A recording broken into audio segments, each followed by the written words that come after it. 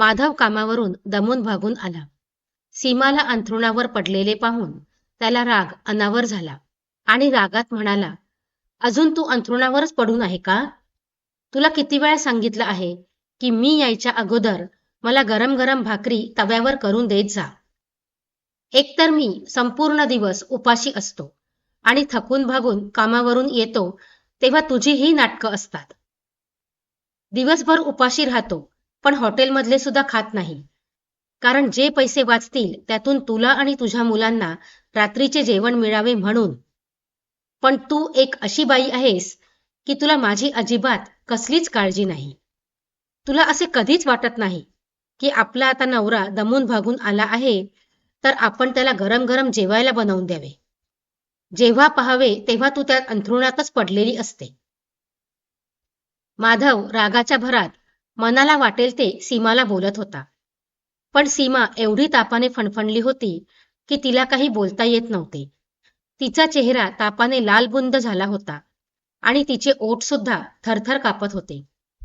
तिला बोलायचे होते की तिला बरे वाटत नाही, परंतु तिच्या तोंडून शब्दच बाहेर पडत नव्हते. माधव एका छोट्या गोडाऊनमध्ये कामाला होता. आज तिथल्या मॅनेजरने त्याचा पाण उतारा केला होता, त्यामुळे तिकडूनच तो खूप रागात घरी आला होता. उन्हाळ्याचे दिवस होते, त्यात तो चालत भर उन्हात घरी आला होता, त्यामुळे त्याला तहान लागल्यामुळे त्याची अवस्था खराब झाली होती. मोठी मोठी पावले उचलत तो घराकडे चालत आला होता. घरी तो रिक्षाने येऊ शकत होता, पण भाड्याचे पैसे दिले असते तर त्याच्या घरी चूल कशी पेटली असती आणि मुलांना काय खायला दिले असते. जोपर्यंत तो घरी पोहोचला होता तोपर्यंत तो तहानेने खूप व्याकुळ झाला होता. घराच्या अंगणात पाय ठेवताच त्याने मातीचा मडका पाहिला. त्याच्या बाजूलाच एक स्टीलचा ग्लास पडला होता. त्याने तो पटकन ग्लास उचलला आणि मडक्यातील पाणी घेण्यासाठी मडक्यामध्ये हात घातला, पण त्यात तर पाणीच नव्हते. हे पाहून तो रागाने लालबुंद झाला. अशी कशी आहे ही सीमा? तिने अजूनपर्यंत हा मडका पाण्याने भरला सुद्धा नाही. तो रागातच स्टीलचा ग्लास हातात घेऊन घरामध्ये आला आणि जोरात तो ग्लास खाली शेणाने सारवलेल्या जमिनीवर फेकून मारला. मुले आपल्या आईजवळच बसली होती. आपल्या बाबांची ही कृती पाहून खूप घाबरली, परंतु सीमा अंगात जीव नसल्यासारखी अंथरुणावर पडून होती. आपल्या नवऱ्याच्या आवाजाने तिच्या मनात धस्स झाले होते, परंतु तिच्यात एवढी हिंमत नव्हती की ती आपल्या नवऱ्याला काही उत्तर देईल. माधव मात्र तिला खूप काही ऐकवत होता. आळशी, कामचुकार बायको असे शब्द त्याच्या तोंडातून बाहेर पडत होते, पण सीमा मात्र सगळं काही मनात साठवून ठेवत होती, कारण तिच्यात बोलण्यासाठी काही हिंमतच नव्हती. मग माधव स्वतःच अंगणात आला आणि नळ चालू करून पाणी पिऊ लागला. परंतु अजूनही सीमा अंथरुणातून उठली नव्हती आणि हीच गोष्ट त्याला खटकत होती. तो तिथेच अंगणात उभा राहून डोक्यावर थंड पाणी टाकत ओरडत होता. सीमाला शिव्या देत होता. जर पुढच्या 1 मिनिटात तू जेवण दिलं नाहीस तर त्याचा परिणाम काय होईल हे तू पाहशीलच. माधवची मोठी मुलगी, जिचे वय सध्या फक्त 10 वर्ष होते, ती आपल्या बाबांच्या धमकीने घाबरली होती. त्या बिचाऱ्या मुलांना आपल्या बाबासमोर बोलण्याची हिंमतच नव्हती. एक मात्र आई त्यांचा आधार होती. जेव्हा जेव्हा माधव सीमाबरोबर भांडत असायचा तेव्हा ती मुलं आपल्या आईच्या पदरात लपत होती आणि जोपर्यंत त्यांचा बाप झोपत नाही तोपर्यंत ते जागचे हलत नव्हते. पहिल्यांदाच त्याची मोठी मुलगी राधा पटकन आपल्या बाबांजवळ गेली आणि त्यांना म्हणाली, बाबा, आईला ओरडू नका. आईने काहीच केले नाही. आईला खूप ताप भरला आहे. सकाळपासून ती झोपूनच आहे आणि सकाळपासून तिने काही खाल्ले सुद्धा नाही आणि पाणी प्यायले सुद्धा नाही. तुम्ही आईवर रागावू नका. मी तुमच्यासाठी भाकरी करते.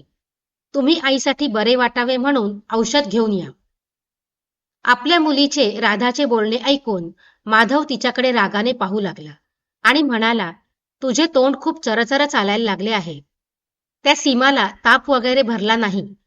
थोडीशी कणकण जाणवत असेल तर ती सुद्धा तिने डोक्यावर घेतली आहे. अरे ती घरात करते काय? हे छोटेसे तर 2 खोल्यांचे घर आहे. घरापुढे कच्चे अंगण आहे, जिथे तिने झाडू सुद्धा मारलेला नाही. दिवसभर घरातच बसून राहते. तिला एक वेळचे जेवण सुद्धा वेळेवर देता येत नाही. तरी सुद्धा हिचे नखरे बघा किती. माधवची बडबड चालूच होती, परंतु राधा पटकन आतल्या घरात किचनमध्ये गेली. पाहते तर काय, भाकरीचे पीठ थोडेच शिल्लक होते, ज्यापासून फक्त 3 ते 4 भाकरीच बनतील. परंतु आजपर्यंत तिने कधीच भाकरी बनवली नव्हती. पण आज तिच्या बापासाठी बनवणे गरजेचे होते. नाहीतर माहिती नाही तिच्या बाबांनी काय तमाशा केला असता. राधाने जे पीठ शिल्लक होते त्यात थोडे थोडे पाणी टाकून मळून घेतले आणि त्याचे छोटे छोटे गोळे केले. मग भाकरी करताना तिच्या लक्षात आले की तिने तर चूल पेटवलीच नाही. आणि पेटवणार तरी कशी होती, कारण तिने आजपर्यंत चूल कधी पेटवलीच नव्हती. तिच्याकडे पाहून माधव रागारागाने तिच्यावर ओरडत होता. म्हणत होता की तू सुद्धा तुझ्या आईसारखीच प्रत्येक कामात उशीर करतेस. अजूनपर्यंत तू एक सुद्धा भाकरी बनवली नाहीस आणि मी इथे भुकेने तडफडत आहे. तुम्हा लोकांसाठी मी पूर्ण दिवस बाहेर मरतो, एवढे कष्ट करतो आणि तुम्ही लोक मला वेळेवर जेवण सुद्धा देऊ शकत नाहीत. राधाच्या डोळ्यातून अश्रू वाहू लागले. तिने बनवलेली भाकरी पुन्हा परातीत ठेवली आणि चूल पेटवण्याचा प्रयत्न करू लागली. घरातील रॉकेल सुद्धा संपले होते, त्यामुळे खूप धूर होत होता. पण चूल काही पेटत नव्हती. घरामध्ये झालेल्या धुरामुळे माधवच्या डोळ्यातून सुद्धा पाणी येऊ लागले होते. आता तर त्याला खूपच राग येऊ लागला होता. तो एखाद्या भुकेल्या वाघाप्रमाणे पुन्हा किचनमध्ये आला आणि राधाला जोरात ओढून बाजूला ढकलले. तेव्हा ती बिचारी अर्धवट जळणाऱ्या चुलीवर जाऊन पडली. तिच्या हाताला जोरात चटका लागला होता. बिचारी राधा वेदना सहन करत एका बाजूला उभी राहिली. तेव्हा माधवने स्वतः लाकडे पेटवून भाकरी बनवू लागला आणि सोबतच राधाला शिव्या देत होता. म्हणत होता की चालती हो इथून, एक काम नीट करता येत नाही. फक्त मीच तुमच्या लोकांच्या सगळ्या इच्छा पूर्ण करायच्या आणि तुम्ही मात्र माझ्यासाठी काहीच करू नका. चल निघ इथून. राधा रडतच पुन्हा आपल्या आईजवळ गेली. तिच्या 2 बहिणी आणि 1 भाऊ आपल्या आईजवळच बसून रडत होते. तेव्हा तिच्यापेक्षा लहान असणाऱ्या बहिणीने राधाचा हात पाहिला तेव्हा तिला खूप टेन्शन आले. जेव्हा माधव किचनमधून भाकरी बनवून बाहेर आला आणि स्वतःच मस्त भाकरी खाऊ लागला, तेव्हा राधाची बहीण किचनमध्ये पळत गेली आणि तिच्या भाजलेल्या हातावर तूप लावू लागली. काही वेळानंतर पुसटच्या आवाजात सीमा पाणी मागू लागली. तेव्हा राधाने ते ऐकले आणि उठून ग्लासमध्ये बाहेरच्या नळाचे पाणी आणले आणि तो ग्लास आपल्या आईच्या ओठांना लावला. पाणी पिऊन सीमाला थोडीफार ताकद मिळाली होती. तिला खूपच अशक्तपणा आला होता. तोपर्यंत माधव भाकरी खाऊन खाटेवर झोपला होता.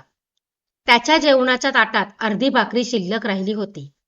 भूक तर मुलांना सुद्धा खूप लागली होती, परंतु आपल्या आईची अवस्था पाहून त्या मुलांनी ती अर्धी भाकरी आणली आणि आपल्या आईला तुकडे करून भरवण्यास सुरुवात केली. भाकरी पोटात गेल्यामुळे सीमाचे डोळे अर्धे उघडले होते. अंगातील ताप सुद्धा थोडा कमी झाला होता. तिने एक नजर आपल्या राधावर टाकली. तिचा जळालेला हात पाहून नाराज होऊन बसली आणि तिने जेव्हा मुलांना विचारले तेव्हा काही वेळापूर्वी जे काही घडले होते ते सर्व मुलांनी सीमाला सांगितले. हे ऐकून सीमाला खूप राग आला होता. ती म्हणाली, हा बाप आहे का राक्षस? जंगली प्राणी सुद्धा आपल्या पिल्लांवर असे वागत नाही. माझ्यावर दया दाखवली नाही तरी चालेल, पण कमीत कमी आपल्या मुलांची तरी दया यायला नको का? सीमाचे बोलणे ऐकताच झोपलेला माधव जागेवरून उठला आणि आतमध्ये आला आणि तिला ओरडला. जेव्हा मला जेवण बनवून द्यायची वेळ होती तेव्हा बेशुद्ध असल्याचे नाटक करत होतीस आणि आता जेव्हा मी स्वतः बनवून खाल्ले तेव्हा मात्र तुझ्यात कुठून जीव आला ग? दोघांमध्ये भांडण चालू होते. सर्व मुले एका बाजूला बसून रडत होती. सीमा रडून म्हणत होती की तुम्ही मला एकदा डॉक्टरांकडे घेऊन चला. तुम्ही मला डॉक्टरांकडे का घेऊन जात नाही? माहित नाही मला काय होत आहे.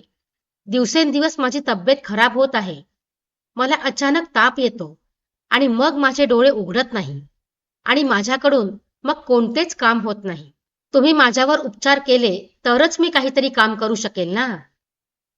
तेव्हा मात्र माधव शांतपणे तिथून निघून गेला. तो फक्त स्वतःचाच विचार करत होता. त्याला आपल्या बायकोचे आणि मुलांचे काही देणेघेणे नव्हते. मुलं जन्माला घालून त्याने जणू काही सीमावर उपकारच केले होते. तो एक वेळचे जेवण आणून देत होता, पण ते करत असताना सुद्धा 100 गोष्टी ऐकवून दाखवत होता. आणि बिचारी मुले रडत रडत जेवण जेवत असायची. सीमाची तब्येत खूप खराब होत चालली होती. त्यामुळे माधवला सुद्धा तिची थोडीफार दया येऊ लागली होती. एक दिवस तो तिला म्हणाला, चल मी तुला डॉक्टरकडे घेऊन जातो. डॉक्टरकडे गेल्यावर तरी समजेल तुला कोणता आजार आहे की तू उगाच आजारी पडण्याचे नाटक करतेस. त्याचे अशा प्रकारचे बोलणे ऐकून सीमाला खूप वाईट वाटले होते. परंतु ती तरी काय करू शकत होती.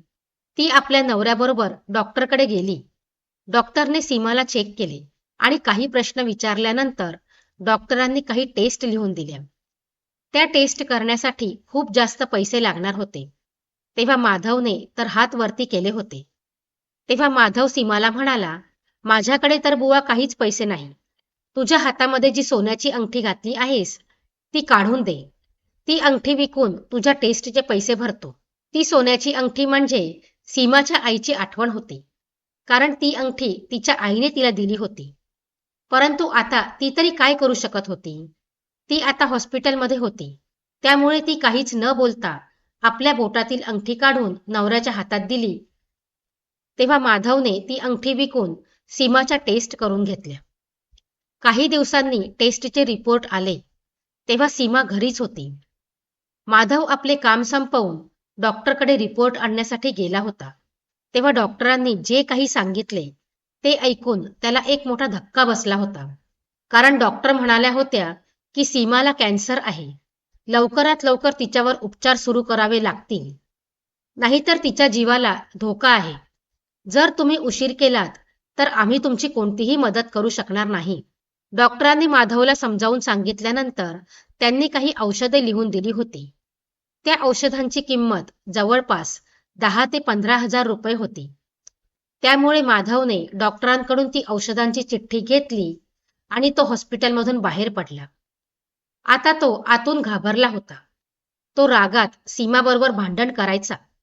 तिला नाही ते बोलायचा. पण कितीही झाले तरी ती त्याची बायको होती, जिच्याबरोबर त्याने त्याच्या आयुष्याची 15 वर्षे घालवली होती.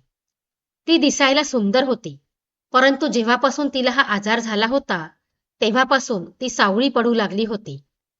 ती खूपच कमजोर आणि शांत शांत राहू लागली होती. पहिल्यासारखं तेज तिच्या चेहऱ्यावर राहिले नव्हते. आणि तसेही ती ज्या गरीब परिस्थितीत जगत होती, मग कुठले तेज आणि कसलं चांगलं दिसणं. माधवचे सीमाविषयीचे प्रेम आता कमी झाले होते. डॉक्टरांनी जी औषधे तिच्यासाठी लिहून दिली होती, ती जर औषधे तो आणण्यासाठी गेला असता तर घरातील सर्व वस्तू त्याला गहाण ठेवाव्या लागल्या असत्या. एवढे करून सुद्धा कॅन्सरवर उपचार करणे खूप अवघड होते. कारण औषधांचा खर्च वेगळा आणि जो हॉस्पिटलमध्ये जाऊन खर्च होणार होता तो वेगळाच होता. हा सगळा विचार करून माधव एका निर्णयावर पोहोचला. त्याने आपल्या हातातील रिपोर्ट फाडून रस्त्यामध्ये फेकून दिले आणि घरी निघून आला. त्याला असे करताना एकदा सुद्धा सीमाची दया आली नाही. तो जेव्हा घरी आला तेव्हा सीमा त्याचीच वाट पाहत होती. आज तिची तब्येत काहीशी ठीक होती. आज तिने माधव येण्या अगोदरच जेवण तयार करून ठेवले होते. माधव घरी येताच तिने गरम गरम भाकरी करून माधवला दिली आणि जेवण दिल्यानंतर ती माधवला म्हणाली, घरातील किराणा सामान संपले आहे. तुम्ही येताना किराणा घेऊन या. जे घरात होते त्यातूनच हे जेवण बनवले आहे. माधव शांतपणे तिचे बोलणे ऐकत होता. आज तो तिची प्रत्येक गोष्ट ऐकत होता. जेव्हा सीमाच्या लक्षात आले तेव्हा ती त्याला म्हणाली, आज माझे रिपोर्ट मिळणार होते ना. तुम्ही हॉस्पिटलमध्ये गेला होतात ना. काय आले आहे माझे रिपोर्ट. माधवने एक नजर सीमावर टाकली आणि म्हणाला, तू मला आज शांतपणे जेवू देणार आहेस की नाही. घरी येताच चौकशी चालू करतेस. तुला दिसत नाही की मी जेवत आहे ते. माधवचे बोलणे ऐकताच सीमाने तोंडाला कुलूप लावले होते. ती शांतपणे त्याच्याजवळ बसून बोटे मोडत होती. मुले सुद्धा अंगणात खेळत होती. खरं तर मुले या गोष्टीची वाट पाहत होते की कधी आपल्या बाबांचे जेवण पूर्ण होते आणि कधी आपण उरलेले जेवण जेवतोय, असे त्यांना वाटत होते. जेवल्यानंतर माधव म्हणाला, डॉक्टर म्हणाले की तुला मलेरिया झाला आहे. डॉक्टरांनी ही औषधे तुला खाण्यासाठी दिली आहेत. माधवने पेन किलरच्या गोळ्या तिला देण्यासाठी घरी आणल्या होत्या. माधवचे बोलणे ऐकून सीमाने एक सुखद श्वास घेतला आणि मनातल्या मनात देवाचे आभार मानले होते की बरे झाले, मला कोणताच मोठा आजार नाही. माधवने आपल्या खिशातून औषधांच्या गोळ्या बाहेर काढल्या आणि सीमाच्या हातात दिल्या आणि म्हणाला की ह्या गोळ्या खा, तुला बरे वाटेल. सीमाने सुद्धा शांतपणे मान हलवली आणि ती औषधे घेतली. त्याच दिवसांमध्ये माधव आपल्या मित्राबरोबर दुसऱ्या ठिकाणी कामासाठी जाण्याच्या विचारात होता. कोणीतरी त्याला सांगितले होते की एक माणूस दुबईमध्ये कर्मचाऱ्यांना काम करण्यासाठी पाठवत आहे. तिथे खूप काम आहे आणि त्या कामाच्या बदल्यात चांगले पैसे सुद्धा मिळतात. माधवने ही गोष्ट मात्र सीमाला सांगितली नव्हती.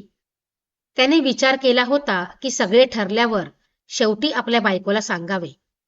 परंतु आता त्याने जेव्हा सीमाच्या आजाराविषयी डॉक्टरांकडून ऐकले तेव्हा त्याने सीमाला सांगण्याविषयीचा आपला निर्णय बदलला होता. त्याच्याकडे जी काही शिल्लक रक्कम होती ती त्याने आपल्या मित्राकडे ठेवली होती. तो जे काही जास्तीचे काम करत होता त्याचे त्याला पैसे मिळत होते, पण ते पैसे सुद्धा तो आपल्या मित्राकडेच ठेवत होता, कारण दुबईला जाताना त्याच्याकडे काही पैसे हवेत. यासाठी तो पैसे गोळा करत होता. तिकडे जाण्यासाठी तिकीट आणि विजाची सोय तो माणूसच करणार होता जो कर्मचाऱ्यांना दुबईला पाठवणार होता. आणि एक दिवस त्याच्या मित्राने त्याला खुशखबर सांगितली की त्याची दुबईमधील नोकरी पक्की झाली आहे. आता काहीच दिवसात त्याला दुबईला जायचे आहे. ते ऐकून माधवचा आनंद गगनात मावेना. घरात किराणा सामान संपले होते.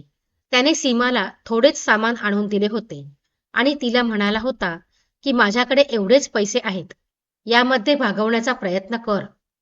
सीमा बिचारी शांत राहायची, कारण तिला असे वाटायचे की खरंच आपल्या नवऱ्याकडे पैसे नाहीत. मग त्याच्याकडे हट्ट करून त्याला त्रास का द्यायचा. ती स्वतः उपाशी राहायची आणि आपल्या मुलांना अर्धी अर्धी भाकरी करून खायला द्यायची, कारण मुले उपाशी राहायला नकोत. एक दिवस सकाळी सकाळी माधव लवकर उठला.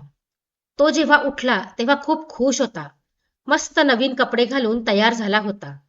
पण सीमा हैराण होऊन त्याला पाहत होती. ती माधवला म्हणाली, आज काही खास आहे का? आज तुम्ही नेहमीपेक्षा चांगले तयार झाला आहात. असे तर तुम्ही सणासुदीला पण तयार होत नाहीत. सीमाचे बोलणे ऐकून माधवने तिच्यावर विचित्र नजर टाकली आणि म्हणाला, आज गोडाऊनच्या मॅनेजरने त्याच्या घरी आम्हाला जेवणासाठी आमंत्रण दिले आहे. तिकडे जाऊन सर्वात अगोदर आम्ही पोट भरून जेवण करणार, त्यानंतर काम चालू करणार आहोत. हे ऐकल्यावर सीमा खूप खुश झाली आणि म्हणाली, जरा माझा आणि मुलांचा सुद्धा विचार करा ना. घरातील किराणा संपत आला आहे. आज रात्री येताना तुम्ही किराणा घेऊन आलात तरच मी घरात स्वयंपाक करू शकते आणि आपण पोटभर खाऊ शकतो. माझी इच्छा नाही की आज सुद्धा आपली मुले उपाशी झोपावी. माधव म्हणाला, काळजी नको करूस. आज मी नक्की घरातले सामान घेऊन येतो. आज सीमाला त्याचे वागणे बोलणे काहीसे वेगळे वाटत होते. तिला काहीतरी गडबड वाटत होती. पण ती माधवला काहीच बोलली नाही, कारण माधव म्हणाला होता की संध्याकाळी येताना तो घरातले सामान घेऊन येतो.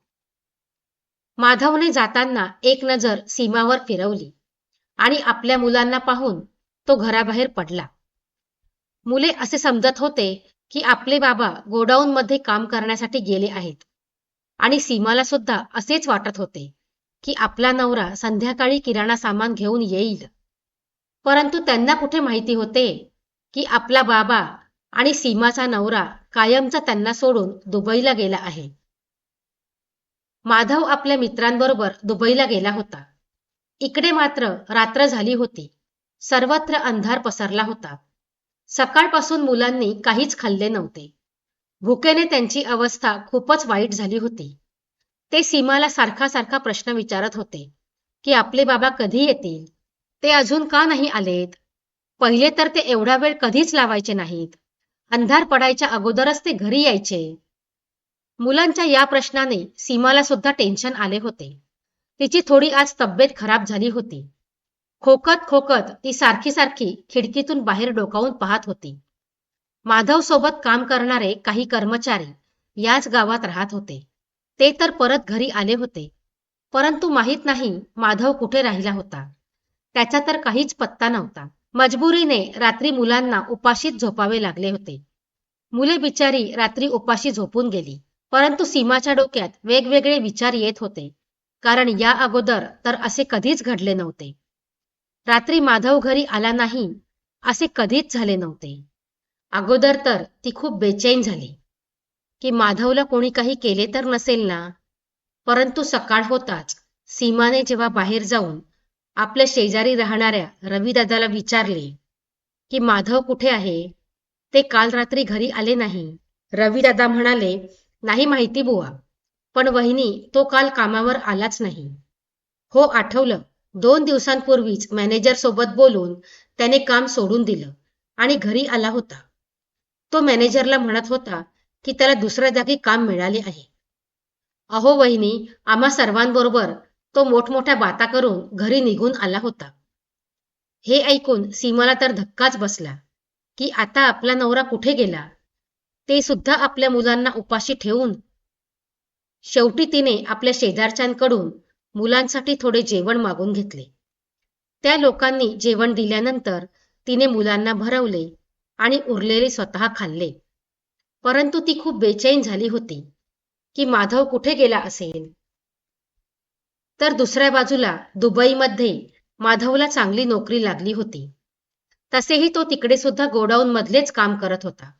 परंतु तिथे त्याच्या मेहनतीचे त्याला जास्त पैसे मिळत होते. आता तो खूपच खुश होता, कारण त्याच्याकडे खूप जास्त पैसे येत होते. पण भारतात त्याची मुले उपाशी राहत होती. सीमाच्या मुलांना जेव्हा शेजारच्यांच्या घरातून अन्न शिजवताना वास यायचा, तेव्हा बिचारी मुलं त्या घरात डोकावून पाहायची. तेव्हा सीमाला आपल्या मुलांचे खूप वाईट वाटायचे. मुलांना वाटायचे की कोणाला तरी आमची दया येईल आणि आम्हाला थोडेफार तरी अन्न खायला मिळेल, या आशेने ती डोकावून पाहायची. लोकांना त्यांचे मळके आणि फाटलेले कपडे पाहून दया यायची आणि ते लोक त्यांना खायला सुद्धा द्यायचे नाहीत. कधी कधी सीमाच्या मुलांना उपाशीच झोपावे लागत होते. सीमाला बातमी मिळाली होती की तिचा नवरा बाहेरच्या देशात गेला आहे आणि तिथे तो चांगली नोकरी करत आहे. बायको आणि मुलांबरोबरचे त्याने सगळे नाते तोडले आहे आणि आता तो परत कधीच येणार नाही. हे ऐकून सीमा खूपच रडली होती की तिचा नवरा तिला किती मोठा धोका देऊन गेला होता. तिला कॅन्सर झाला होता, पण तिला हे अजूनही माहिती नव्हते. आता तर तिला आपल्या मुलांचे भविष्य समोर दिसत होते. आता ती आपल्या मुलांचे पोट कसे भरणार होती, कशी आपल्या मुलांची जबाबदारी उचलणार होती.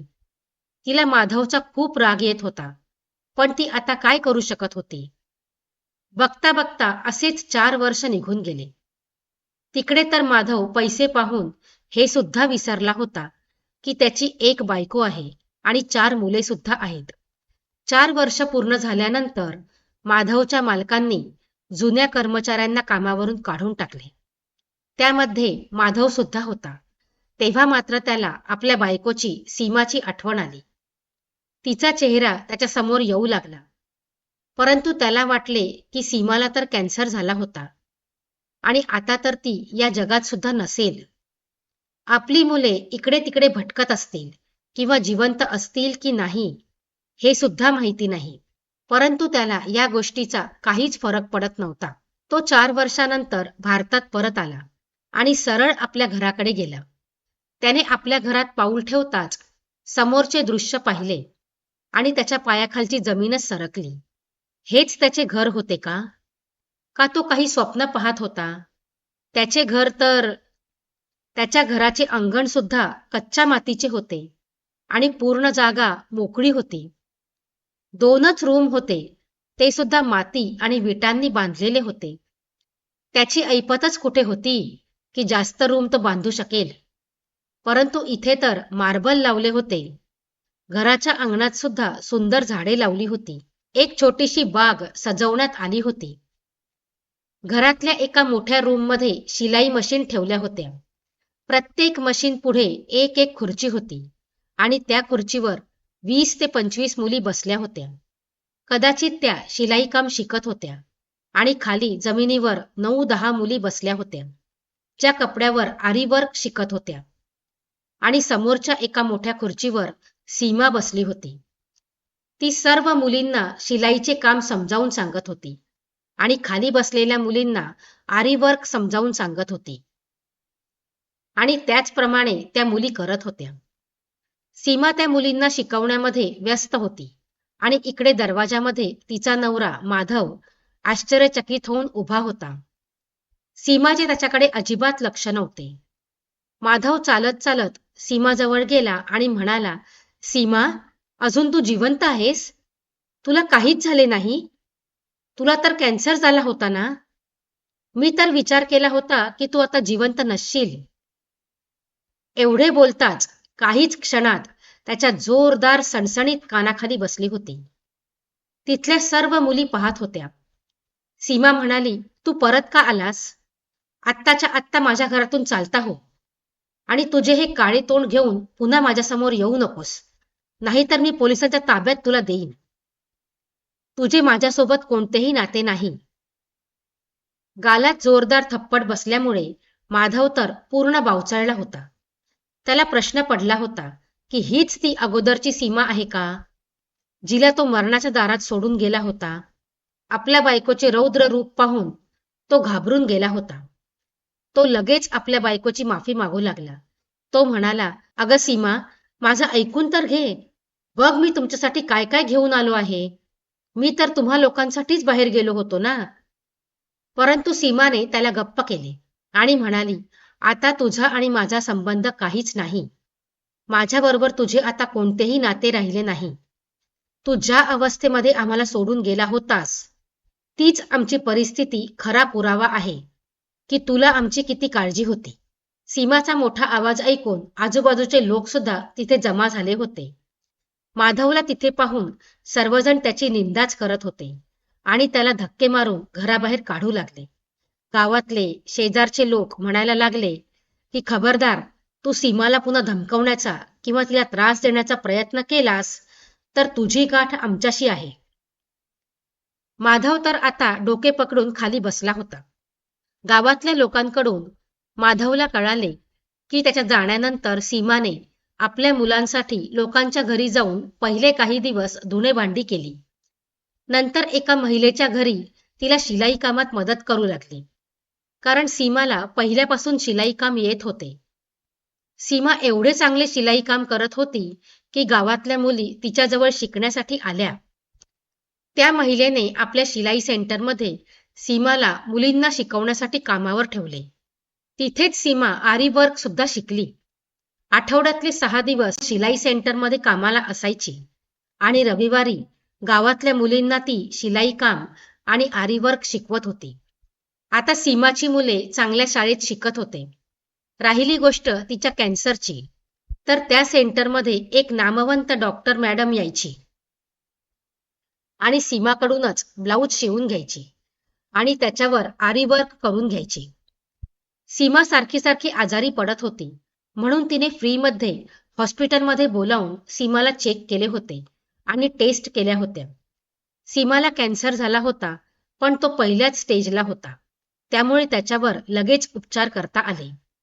त्या मॅडमने आणि गावातल्या लोकांनी सीमाला पैशांची मदत करून तिचा हा आजार बरा केला होता. आता सीमा स्वतःच्या पायावर उभी राहिली होती. तिचे स्वतःचे आरी वर्क आणि शिलाई सेंटर होते, जे तिने स्वतःच्या घरात उभारले होते. तिच्याकडे आता कशाचीच कमी नव्हती. माधवला आता खूप पस्तावा होत होता. तो परत दुबईला सुद्धा जाऊ शकत नव्हता, कारण त्याची नोकरी सुटली होती. तो तिथल्या कामात कायम हेराफेरी करत होता आणि त्यामुळे त्याच्या बॉसने त्याला आणि त्याच्यासोबत आलेल्या जुन्या कामगारांना काढून टाकले होते.